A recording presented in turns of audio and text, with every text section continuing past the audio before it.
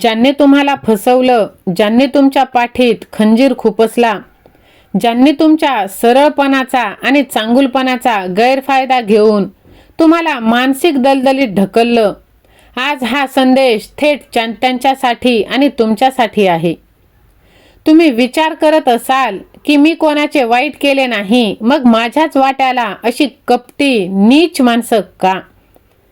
तो शत्रू, तो दुश्मन आज आनंदात का? आणि मीच का रडतोय? तर ऐका, आज या क्षणापासून तुमची रडण्याची वेळ संपली आहे आणि त्या त्रास देणाऱ्याच्या विनाशाची उलटी गिनती सुरू झाली आहे. जेव्हा पाप आणि अन्यायाचा घडा भरतो, तेव्हा देव स्वतः न्यायाधीशाच्या भूमिकात येतो. आजपर्यंत तुम्ही सहन केले कारण तुम्ही देवाला घाबरत होता. पण ज्याने तुम्हाला त्रास दिला त्याने तुमच्यातल्या माणसाला नाही, तर तुमच्या पाठीशी उभ्या असलेल्या त्या भगवंताला आव्हान दिले आहे. शांत रहा. आज तुमचं नशीब बदलणार आहे. भगवंतावर विश्वास ठेवा. पाठीवरचे घाव विसरा आणि पुढे चालत रहा. आज जे घडणार आहे ते कर्माचे तांडव असणार आहे.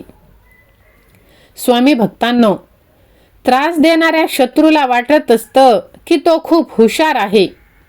त्याने रचलेले कारस्थाने, त्यांनी केलेले वार कोणालाच दिसत नाही. त्याला वाटतं की त्याचा पैसा, त्याची सत्ता किंवा त्याचा खोटारडेपणा त्याला नेहमी वाचवेल. हा त्याचा भ्रम आहे. कर्म करणे तुमच्या हातात, फळ देणारा भगवंत आहे. कर्मण्येवाधिकार असते, हे तुम्ही लक्षात ठेवा. जेव्हा एखादी वाईट व्यक्ती चांगली चालत असते, तेव्हा समजावं की तिच्या पूर्व पुण्याईची शिदोरी अजून संपलेली नाही. पण ज्या क्षणी ती शिदोरी संपेल, त्या क्षणी कर्माचा फास असा काही आवळला जाईल की त्याला पळायला जागा सुद्धा मिळणार नाही. तुमच्या डोळ्यातून पडलेला प्रत्येक अश्रू हा त्या व्यक्तीच्या खात्यावर जमा झालेला एक शाप आहे. कधीच देव कोणाचे देणे ठेवत नाही. ज्याने तुम्हाला रात्रभर जागून रडवले, त्याला निसर्ग अशी काही शिक्षा देईल की त्याचे दिवस आणि रात्र दोन्ही हराम होऊन जाणार आहे. अशा वेळी तुम्ही काय करायचं? तुम्हाला त्या शत्रूचा बदला घ्यायचं का? तुम्हाला त्याच्याशी भांडायचं का?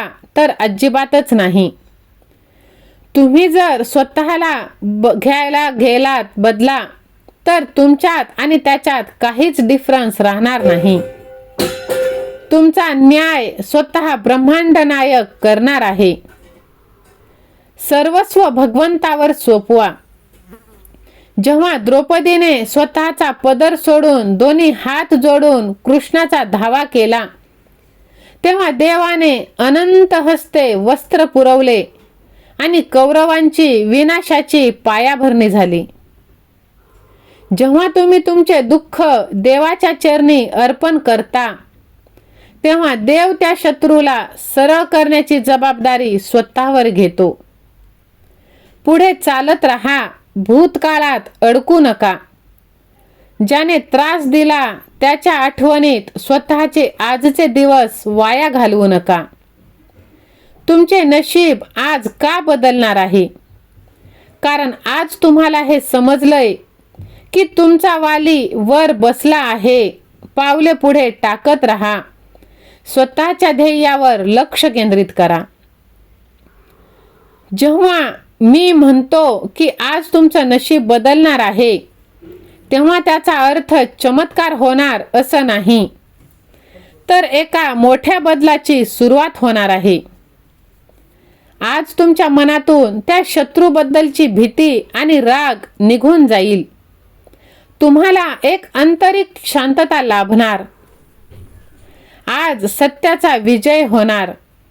ज्या लोकांनी तुमच्यावर खोटे आरोप केले, त्यांचे चेहरे जगासमोर उघडे पडायला आजपासून सुरुवात होणार. तुमच्या प्रगतीचे दरवाजे मोकळे होणार आहेत. जो चांगुलपणा तुम्ही जपला त्याचे फळ म्हणून तुमच्या आयुष्यात नवीन संधी, नवीन सुखाचे मार्ग येणार आहेत. शत्रू पाहतच राहील आणि तुम्ही यशाच्या शिखरावर पोहोचलेले असाल. म्हणून उठा, डोळे पुसा आणि छाती ठोकून जगाला सांगा, हे माझं वाईट करणाऱ्यांनो, तुमचे दिवस मोजकेच शिल्लक आहेत, कारण माझ्या पाठीशी माझा देव उभा आहे.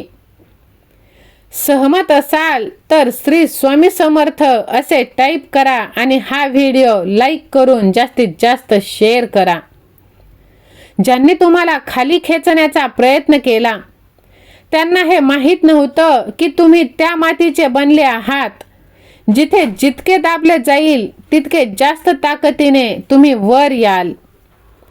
भगवंतावरचा विश्वास कमी होऊ देऊ नका. तुमची सत्कर्मे तुमची ढाल आहे. आजपासून नवीन सुरुवात करा, कारण तुमचा सुवर्णकाळाची पहाट आता जवळ आली आहे. जर तुम्हाला विश्वास असेल की देव तुमचा न्याय नक्की करणार, तर कमेंट बॉक्समध्ये माझा भगवंतावर विश्वास आहे असे कमेंट करा.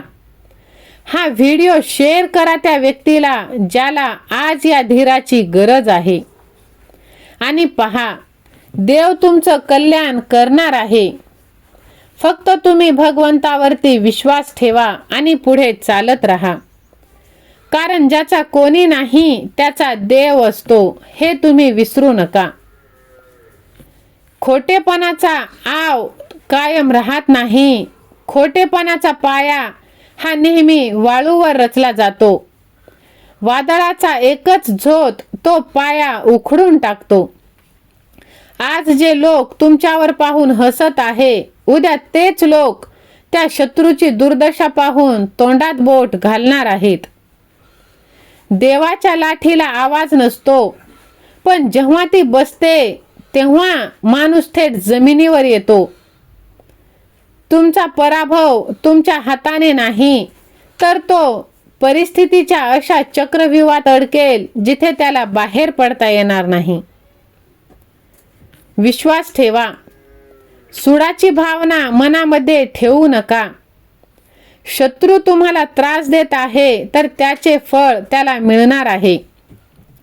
त्याला मनातून मुक्त करा. देवाला सांगा, हे भगवंता, याने माझे वाईट केले, पण मी याचा न्याय तुझ्या न्यायालयात सोपवत आहे. ज्या क्षणी तुम्ही हा भार देवावर सोडून मोकळे व्हाल, त्या क्षणी तुमच्या नशिबाचे कुलूप उघडलं जाईल आणि तुमचं भाग्य उदयाला येणार आहे. आणि हाच तुमचा सर्वात मोठा विजय आहे. धन्यवाद.